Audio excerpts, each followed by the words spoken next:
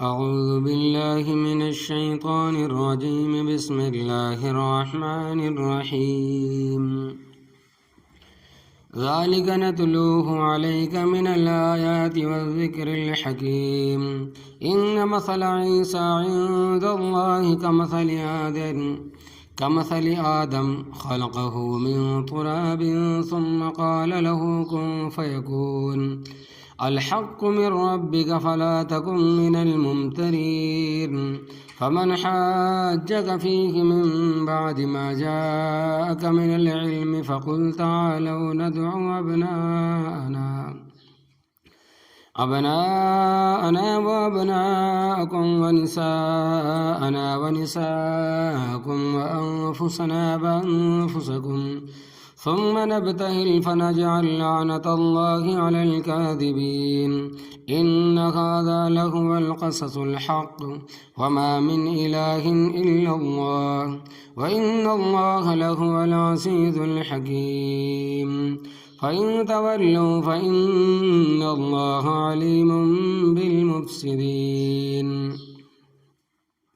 لفظی ترجمہ ذالک نتلوہ علیک، یہ واقعہ حضرت عیسیٰ علیہ السلام کا ہے، اس کو ہم تلاوت کرتے ہیں آپ پر۔ من الآیاتی، اللہ تبارک و تعالیٰ کی نشانیوں میں ہے، اللہ تبارک و تعالیٰ کی نشانیوں میں سے۔ والذکر الحکیم، اور وہ ذکر ہے جو حکمت والا ہے۔ ان مثل عیسیٰ، بے شک عیسیٰ علیہ السلام کی مثال عند اللہ، اللہ تبارک و تعالیٰ کے ہاں، کمثل آدم، ایسی ہے جیسے مثال آدم علیہ السلام کی۔ خلقہ من تراب، اللہ تبارک و تعالیٰ نے اس کو پیدا کیا مٹی سے، ثم قال لہ، پھر کہا اس کو کن، ہو جا، فیکون، پس وہ ہو گئے۔ الحق من ربک، حق میرے رب کی طرف سے ہے، فلا یکن، پس ہرگز نہ ہو، فلا تکن، پس ہرگز نہ ہو،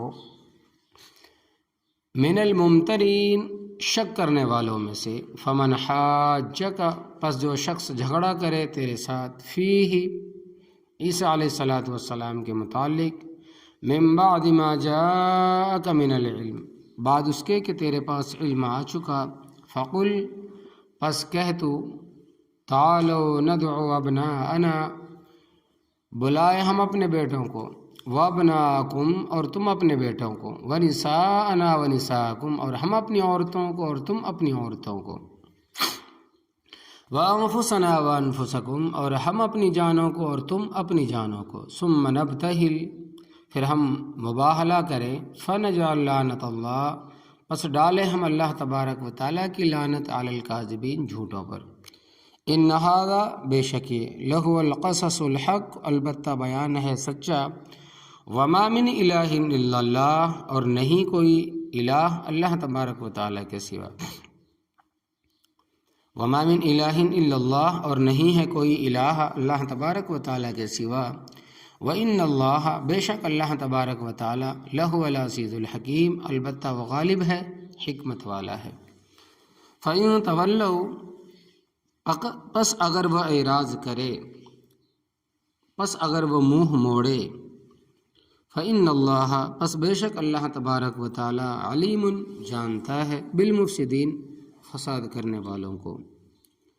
2-3 رکوع پہلے سے حضرت عیسیٰ علیہ السلام اور ان کی والدہ ماجدہ حضرت مریم علیہ السلام کا ذکر چلا آ رہا ہے، اور یہ سارے واقعات عجیب و غریب ہے۔ مثلا حضرت عیسیٰ علیہ السلام کا بغیر باپ کے پیدا ہونا، کہ دنیا میں اس کی کوئی اور نظیر موجود نہیں ہے، کوئی مثال اور موجود نہیں ہے۔ پھر پیدائش کے ساتھ ہی بات چیت شروع کر دینا، انی عبد اللہ آتانی الکتاب وجعلنی نبیا، میں اللہ تبارک و تعالیٰ کا بندہ ہوں، وہ مجھے کتاب دے گا اور مجھے نبی بنائے گا۔ پھر ان کے معجزات بھی عجیب و غریب ہے، مٹی کے کارے سے بنے ہوئے پرندے کا اڑ جانا، برس والے مریض کا ٹھیک ہو جانا، مردوں کا زندہ ہونا، پھر حضرت عیسیٰ علیہ السلام کا زندہ آسمانوں پر اٹھایا جانا۔ تو یہ سارے عجیب و غریب واقعات ہیں، اللہ تبارک و تعالیٰ فرماتے ہیں کہ ذالک نتلوہ علیک، یہ واقعات اے نبی کریم صلی اللہ علیہ وسلم ہم تلاوت کرتے ہیں آپ پر، من الآیاتی اللہ تبارک و تعالیٰ کی قدرت کی نشانیوں میں سے ہے، والذکر الحکیم اور ایسا ذکر ہے جو بڑا محکم اور حکمت والا ہے، کوئی شک شبے والی بات نہیں ہے۔ یہ بات تم پہلے تفصیل کے ساتھ سن چکے ہو کہ 60 آدمیوں پر مشتمل نجران کے عیسائیوں کا ایک وفد آپ صلی اللہ علیہ وسلم کے پاس آیا تھا۔ اس وفد میں ان کے سیاسی لیڈر اور مذہبی رہنما بھی تھے۔ عاقب ابن عبد المسیح ان کا سیاسی لیڈر تھا۔ عاقب ابن عبد مسیح ان کا سیاسی لیڈر تھا۔ ایہم سید نظم و نسق کا امیر تھا، اور ابو حارثہ ابن علقمہ مذہبی رہنما تھا، اور اس وقت نجران کے علاقے میں اس سے بڑا پادری کوئی بھی نہ موجود تھا۔ اس وفد کا اصل مقصد تو سیاسی پناہ حاصل کرنا تھا، مگر مذہبی گفتگو بھی ہوئی اور حضرت عیسیٰ علیہ السلام کا بھی ذکر آیا۔ تو آپ صلی اللہ علیہ وسلم نے فرمایا کہ یہ بات تم بھی تسلیم کرتے ہو کہ حضرت عیسیٰ علیہ السلام حضرت مریم علیہ السلام کے پیٹ میں رہے ہیں اور پیدا ہوئے ہیں، اور یہ بات بھی تسلیم کرتے ہو کہ وہ کھاتے بھی تھے، پیتے بھی تھے، اور بیماری تندرستی بھی ان کے ساتھ لگی ہوئی تھی۔ تو ایسی شخصیت الہ اور معبود تو نہیں بن سکتی۔ یہ ساری باتیں تسلیم کرنے کے بعد کہنے لگے کہ ہم ان کو رب کا بیٹا مانتے ہیں، اور کہنے لگے اگر وہ رب کے بیٹے نہیں ہے تو تم بتاؤ کہ رب کے بغیر ان کا باپ کون ہے؟ تو کوئی باپ ہوتا تو حضرت صلی اللہ علیہ وسلم بتاتے کہ فلاں آدمی ان کا باپ ہے۔ یہ تو مرزا غلام احمد قادیانی ملعون کی خرافات ہے۔ حضرت عیسیٰ علیہ السلام کے باپ کا نام یوسف نجار تھا، اور عیسیٰ علیہ السلام کے 6 بہن بھائی تھے۔ لا حول ولا قوت الا باللہ العلی العظیم۔ مرزا قادیانی کے کفر کے لیے تو بس اتنی ہی بات کافی ہے، یاد رکھنا حضرت عیسیٰ علیہ السلام کا کوئی باپ نہ تھا، نہ بہن بھائی تھے، آپ تنے تنہا تھے، اور حضرت مریم علیہ السلام کے پیٹ سے رب تعالیٰ نے اپنی قدرت کاملہ سے انہیں پیدا فرمایا تھا۔ تو عیسائیوں نے ضد کی کہ بتاؤ اگر حضرت عیسیٰ علیہ السلام کا باپ رب نہیں ہے تو اور کون ہے؟ اس موقع پر اللہ تبارک و تعالیٰ نے ارشاد فرمایا کہ ان مثل عیسیٰ عند اللہ کمثل آدم، بے شک حضرت عیسیٰ علیہ السلام کی مثال اللہ تبارک و تعالیٰ کے یہاں ایسی ہے جیسے مثال ہے حضرت آدم علیہ السلام کی۔ اگر تمہاری منطق مان لے کہ جس کا ظاہر طور پر باپ نہ ہو اس کا باپ رب ہے اور وہ رب کا بیٹا ہے، تو پھر کہو نا کہ آدم علیہ السلام بھی رب کے بیٹے ہیں، اور حضرت عیسیٰ علیہ السلام کی تو والدہ ہے، اور حضرت آدم علیہ السلام کی تو نہ تو والدہ ہے اور نہ ہی والد۔ پھر آدم علیہ السلام اللہ تبارک و تعالیٰ کے پہلے بیٹے ہوئے، اور ہم سب اللہ تبارک و تعالیٰ کے پوتے اور پڑ پوتے ہوئے۔ معاذ اللہ تعالی خلقہ من تراب ثم قال له کن فیکون۔ اللہ تبارک و تعالیٰ نے حضرت آدم علیہ السلام کو پیدا کیا مٹی سے، پھر کہا اس کو ہو جا، بس وہ ہو گئے۔ یعنی جس طرح آدم علیہ السلام کو مٹی سے کلمہ کن کے ساتھ پیدا فرمایا، تو اسی طرح حضرت عیسیٰ علیہ السلام کو حضرت مریم علیہ السلام کے پیٹ سے کلمہ کن کے ذریعے پیدا فرمایا۔ تو جس طرح حضرت آدم علیہ السلام کا ماں باپ نہیں ہے، مگر یہ کہنا درست نہیں ہے کہ وہ رب کے بیٹے ہیں، اسی طرح حضرت عیسیٰ علیہ السلام کے باپ نہ ہونے کی وجہ سے ان کو رب کا بیٹا کہنا جائز نہیں۔ ایک اور تشبہ بھی ہے کہ حضرت آدم علیہ السلام مرد تھے، اللہ تبارک و تعالیٰ نے ان کی پسلی سے حضرت حوا علیہ السلام کو پیدا فرمایا۔ کس طرح پیدا فرمایا یہ بات ہماری سمجھ میں نہیں آ سکتی، مگر چونکہ رب تعالیٰ کا ارشاد ہے اور قرآن پاک میں موجود ہے وَخَلَقَ مِنْهَا زَوْجَهَا، اور پیدا فرمایا اللہ تبارک و تعالیٰ نے اس سے اس کے جوڑے کو، لہٰذا ہم مانتے ہیں تو مرد کی پسلی سے اللہ تبارک و تعالیٰ نے عورت پیدا فرمائی، حضرت مریم علیہ السلام عورت ہیں، ان سے مرد پیدا فرمایا، اور ایک مشابہت بھی ہے کہ آدم علیہ السلام زمین پر پیدا ہوئے، پھر اللہ تبارک و تعالی حضرت آدم علیہ السلام اور حضرت حوا علیہ السلام کو جنت میں لے گئے، پھر زمین پر اتارا۔ تو اسی طرح حضرت عیسیٰ علیہ السلام کو اللہ تبارک و تعالی نے زمین پر پیدا فرمایا، پھر آسمانوں پر لے گئے، اور قیامت سے پہلے پھر زمین پر اتاریں گے۔ تو حضرت عیسیٰ علیہ السلام کے بندے ہیں، حضرت عیسیٰ علیہ السلام اللہ تبارک و تعالیٰ کے بندے ہیں، نہ کہ الہ ہے، نہ کہ وہ خود خدا ہے، اور نہ ہی اللہ تبارک و تعالیٰ کے بیٹے ہیں۔ الحق من ربک، حق تیرے رب کی طرف سے ہے۔ فلا تکم من الممترین، پس ہرگز نہ ہو شک کرنے والوں میں سے۔ یعنی اللہ تبارک و تعالیٰ نے حضرت آدم علیہ السلام کو بغیر ماں باپ کے پیدا فرمایا، اور حضرت عیسیٰ علیہ السلام کو بغیر باپ کے، یہ حقیقت ہے، اس میں ہرگز شک نہ کرنا، کیونکہ جب کوئی بات قرآن پاک میں آ جائے تو اس کے یقینی، قطعی اور محکم ہونے کے بارے میں ہرگز شک نہ کرو۔ اللہ تبارک و تعالیٰ کی ذات سے زیادہ کوئی ذات سچی نہیں، اور اس کے کلام سے سچا کوئی اور کلام نہیں ہے۔ فمن حاجک فیہ من بعد ما جاءک من العلم، پس جو شخص جھگڑا کرے تیرے ساتھ حضرت عیسیٰ علیہ السلام کے متعلق بعد اس کے کہ تیرے پاس علم آ چکا، تو اب ان کو مباہلے کا چیلنج دیں۔ فقل تعالوا ندعو ابناءنا وابناءکم ونساءنا ونساءکم وانفسنا وانفسکم، پس کہ تو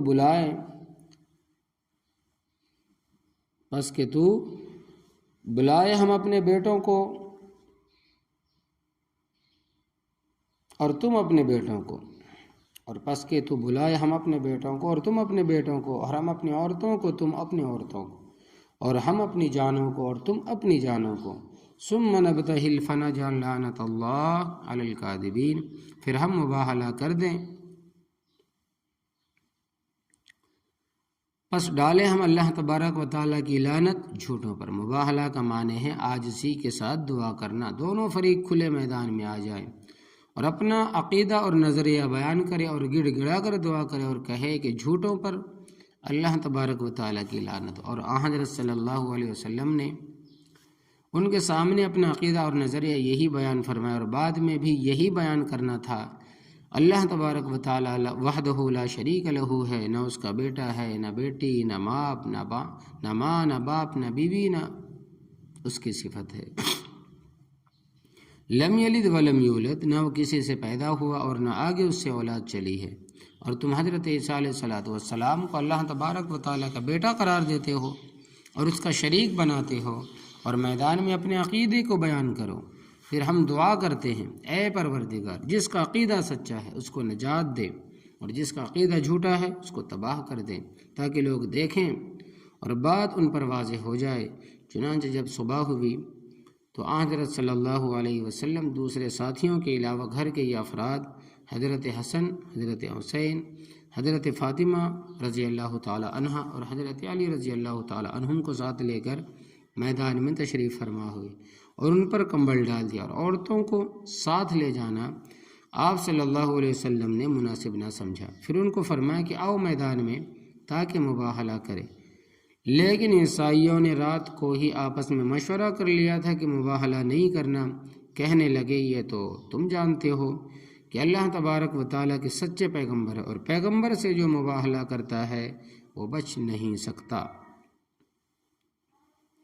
باقی ہم ضد کی وجہ سے ایمان نہیں لائے ہیں، تو محمد صلی اللہ علیہ وسلم اللہ تبارک و تعالیٰ کے سچے پیغمبر ہے، لہٰذا ہم نے مباہلہ نہیں کرنا اور یہ بات اپنی قوم کو بھی نہیں بتانی، ورنہ شور مچائیں گے کہ تم نے مباہلہ کیوں نہیں کیا، اور یہ مباہلہ کسی قیمت پر نہیں کرنا۔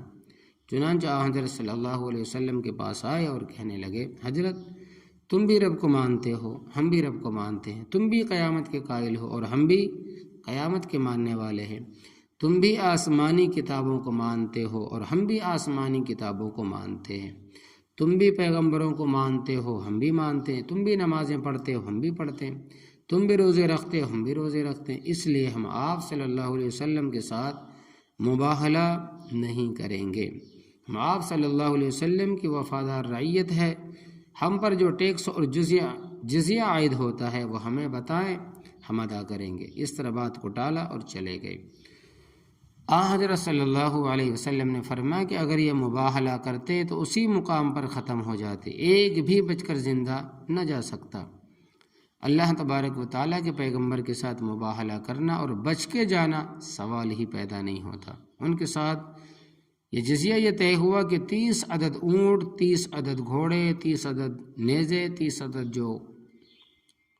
30 عدد خود 30 عدد زر ہیں اور 2000 سوٹ کپڑوں کے سالانہ ادا کریں گے۔ معاہدہ طے ہو گیا، تحریر لکھی گئی اور وہ واپس چلے گئے۔ یہاں جزیے کا مفہوم بھی سمجھ لے کہ غیر مسلم جو اسلامی ملک میں آباد ہے، ان میں سے جو جمع سال ہے اور فوج میں بھرتی نہیں ہونا چاہتے، وہ جزیہ ادا کریں گے، یعنی ٹیکس دیں گے۔ اور اگر فوج میں بھرتی ہو جائیں اور حکومت اس پر اعتماد بھی کرے تو ان پر پھر کوئی ٹیکس نہیں، جیسا کہ بچے پر کوئی جزیہ نہیں، بوڑھے پر کوئی ٹیکس نہیں، ان کے جو مذہبی پیشوا ان پر بھی کوئی ٹیکس نہیں، صرف جوانوں پر ہوگا، کیونکہ ملک میں اگر ان کے بھی کارخانے ہیں، زمینیں باغات ہیں، دکانیں مکانیں ہیں، ملک محفوظ ہوگا تو وہ بھی محفوظ ہوں گے، اور اگر ملک محفوظ نہ رہا تو وہ بھی محفوظ نہیں رہیں گے۔ اس لیے ملکی دفاع اور اپنے مال و جان کے تحفظ کے لیے ٹیکس ادا کرے۔ یہ ملکی دفاع اور جان و مال کے تحفظ کے لیے جو تھوڑی سی رقم دیں گے اس کا نام ٹیکس ہے، جزیہ ہے۔ اور یہ نہ تو عقل کے خلاف اور نہ ہی نقل کے۔ وہ جزیہ کتنا ہوگا؟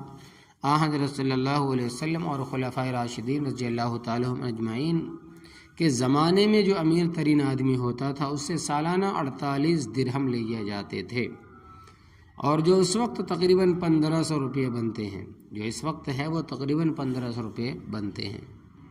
اور درمیانی قسم کے آدمی ہے جو 24 درہم سالانہ اور معمولی آمدنی والے سے 12 درہم لیے جاتے تھے، اور جس علاقے میں ان کی حفاظت کا انتظام نہیں ہو سکتا تھا وہاں ان کو جزیے کی رقم واپس دے دی جاتی تھی۔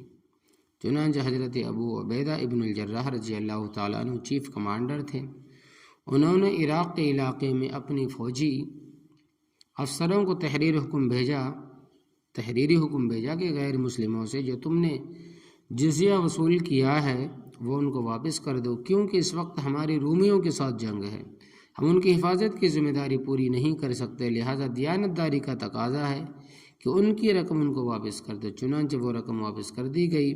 جب ان کو رقم واپس کی گئی تو انہوں نے سوال کیا یہ رقم تم نے واپس کیوں کی ہے؟ تو ان کو آگاہ کیا گیا کہ یہ رقم ہم لے لیتے ہیں تمہاری جان و مال عزت و آبرو کی حفاظت کے لیے، یہ رقم ہم لیتے ہیں تمہاری جان مال و عزت و آبرو کی حفاظت کے لیے، اور اس وقت ہم خود لڑائی کا شکار ہیں، لہذا تمہارا تحفظ نہیں کر سکتے، اس واسطے جزیے کی رقم واپس کر دی ہے۔ یہ سن کر جزیے کی جو رقم واپس کی گئی عیسائی تھے، اور جن کے ساتھ مسلمانوں کی لڑائی تھے رومی، وہ بھی عیسائی تھے، لیکن اس کے باوجود ان عیسائیوں نے دعا کی کہ رب تعالیٰ تمہیں فتح نصیب فرمائے اور تم کامیاب ہو کر واپس آؤ۔ اسلام میں ٹیکس کی حقیقت آپ حضرات نے سمجھ لی ہے، اب اپنی حکومت کا حال بھی سن لیں۔ راہ والی کے سیٹ محمد یوسف بھائی 3 بھائی تھے، ان کے بڑے بھائی کا نام عبداللہ، تو فرماتے ہیں کہ وہ فوت ہو گئے، اور ایک کا نام سعید تھا، غالباً وہ زندہ ہے، اور سیٹ محمد یوسف صاحب بھی فوت ہو گئے رحم اللہ تعالیٰ، آگے ان کی اولاد در اولاد ہے۔ آپ میں جو بوڑھے ہیں انہوں نے سیٹ محمد یوسف کو صاحب کو دیکھا ہوگا، میرے ساتھ ان کو بڑا انس اور پیار تھا۔ حضرت فرماتے ہیں کہ دینی مدارس قائم کرنے کے لیے ہم نے کئی جگہ جلسے کیے، لوگوں کو ترغیب دی، الحمدللہ ملک و بیرون ملک آج بھی حفظ و ناظرہ کے مدارس موجود ہے۔ تو سیٹھ صاحب کا گتے کا کارخانہ تھا، فیکٹری تھی۔ میں نے کہا کہ سیٹھ صاحب یہ جو تمہیں کارخانہ لگایا ہے تمہارے سے حکومت کوئی ٹیکس بھی لیتی ہے؟ ہنس پڑے اور کہنے لگے 100 میں سے 93 روپے حکومت ٹیکس لیتی ہے۔ میں نے کہا کہ پھر تمہارے پاس کیا بچا؟ پھر ہنس پڑے اور کہنے لگے کہ ہمیں 700 روپے بچتے ہیں، اور ان میں بھی فلاں ٹیکس. آج پورا ٹیکس کون ادا کرتا ہے؟ اگر یہ کارخانہ دار اور تاجر حضرات پورا ٹیکس ادا کر دیں، اور ہمارے حکمرانوں نے جو اربوں روپے اپنے کھاتوں میں جمع کیے ہوئے ہیں وہ ان سے واپس لے لیے جائیں، تو پھر ہمیں کسی سے قرض لینے کی ضرورت نہیں، اور قرض دینے والوں نے ہمیں اپنے ایسے شکنجے میں کسا ہوا ہے کہ مہاجن بننے سے جان چھڑانا آسان، مگر اس کے شکنجے سے نکلنا مشکل. تو عیسائیوں کا یہ کہنا کہ حضرت عیسیٰ علیہ السلام اللہ تبارک و تعالیٰ کے بیٹے ہیں، بالکل غلط. صحیح بات وہی ہے جو اللہ تبارک و تعالیٰ نے بیان فرمائی. وہ اللہ تبارک و تعالیٰ کے بندے اور رسول ہے، اور ان کو اللہ تبارک و تعالیٰ نے کلمہ کن کے ساتھ بغیر باپ کے پیدا فرمایا کہ ان ھذا لہو القصص الحق. بے شک یہ بیان جو حضرت عیسیٰ علیہ السلام کے بارے میں ہوا حق ہے. وما من الہ الا اللہ، اور نہیں ہے کوئی الہ اللہ تبارک و تعالیٰ کے سوا. معبود صرف پروردگار ہے، نہ عیسیٰ علیہ السلام ہے، نہ ان کی والدہ، نہ کوئی ولی، نہ کوئی امام، نہ کوئی فرشتہ، نہ کوئی پیغمبر. وَإِنَّ اللَّهَ لَهُوَ الْعَزِيزُ الْحَكِيمُ، اور بے شک البتہ اللہ تبارک و تعالیٰ غالب اور حکمت والا ہے. فَإِن تَوَلَّوْا، پس اگر یہ لوگ حق کی بات سننے سے گریز کریں، فَإِنَّ اللَّهَ عَلِيمٌ بِالْمُفْسِدِينَ، پس بے شک اللہ تبارک و تعالیٰ فسادیوں کو خوب جانتا ہے، وہ خود ان سے نمٹ لے گا. تو اللہ تبارک و تعالیٰ عمل کی توفیق عطا فرمائے. دعا فرما لے. ربنا تقبل منا انك انت السميع العليم، اللهم انس واشفي في قبري، اللهم ارحمني بالقرآن العظيم، ربنا لا تجعلنا فتنة للقوم الظالمين ونجنا برحمتك من القوم الكافرين. اللهم انك عفو كريم تحب العفو فاعف عنا يا كريم. سبحان ربك رب العزة عما يصفون وسلام على المرسلين والحمد لله رب العالمين.